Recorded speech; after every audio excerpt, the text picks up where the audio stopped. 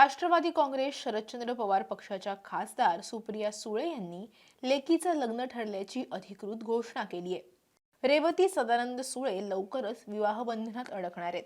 सारंग अरुण लखानी यांच्यासोबत रेवती लग्नगाठ बांधणार असून त्या नागपूरच्या सुनबाई होणार आहेत। सुप्रिया सुळे यांचे व्याही अरुण लखानी हे नागपुरातील विश्वराज इन्फ्रास्ट्रक्चर लिमिटेडचे अध्यक्ष आहेत।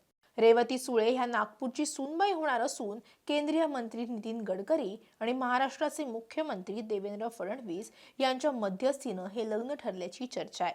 रेवती सुळेंचं लग्न ठरल्याची चर्चा काल दिवसभर समाज माध्यमातून रंगली होती। मात्र सुळे, पवार किंवा लखानी कुटुंबातून अधिकृत भाष्य करण्यात आलं नव्हतं।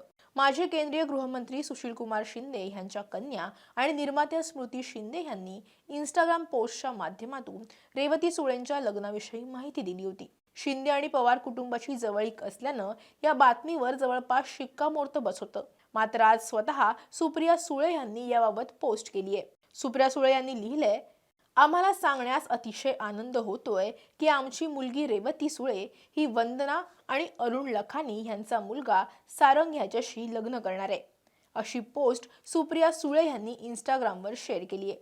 ह्या पोस्ट सोबत सुप्रिया सुळे यांनी 3 फोटोही शेअर केलेत। त्यापैकी 2 फोटो हे रेवती आणि सारंग यांचे आहेत। तिसऱ्या फोटोत सासरे आणि जावई बापूंचं बॉन्डिंग पाहायला मिळते। सारंग आणि सुप्रिया सुळे यांचे पती सदानंद सुळे यांचा टेनिस कोर्टवरील मॅच नंतरचा एक फोटो सुप्रिया सुळे यांनी शेअर केलाय। रेवती सुळे ह्या राजकारणात सक्रिय नाहीयेत, परंतु 2024 मध्ये लोकसभा निवडणुकीत सुप्रिया सुळे यांच्यासाठी रेवती यांनी प्रचार केला होता।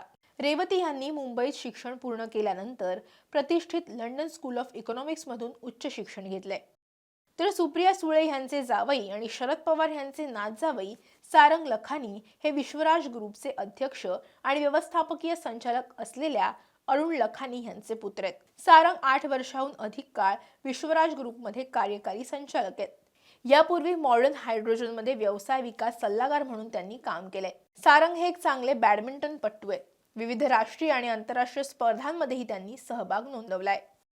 दरम्यान सुप्रिया सुळे यांचे चुलत बंधू अजित पवार यांच्या निधनाला जेमतेम 2 आठवडे उलटलेत। रेवती सुळे यांच्या लग्नाच्या मुहूर्ताविषयी अद्याप माहिती समोर आलेली नाहीये, परंतु लग्न सोहळ्यात रेवती आपल्या लाडक्या मामाला तर सुप्रिया सुळेंसह संपूर्ण कुटुंबीय यांना दादांची आठवण नक्कीच येईल।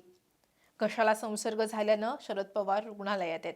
त्यांची प्रकृती सुधारल्यानंतर रेवती सुळे यांच्या लग्नाबाबतची अधिकृत माहिती समोर येईल अशी अपेक्षा आहे।